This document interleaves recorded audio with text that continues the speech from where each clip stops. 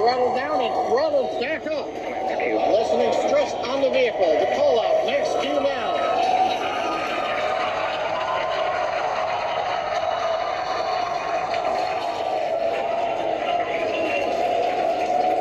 Ignition of the StarShip engines.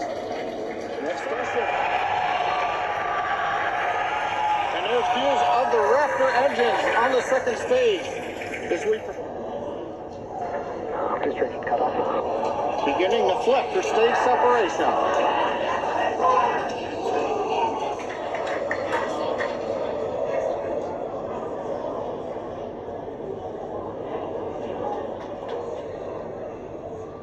This does not appear to be a nominal situation.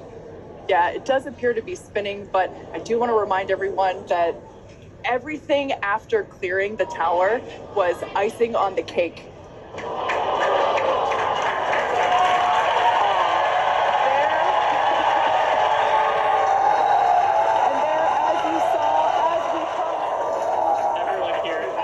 Command through, but to get this far, honestly, is amazing.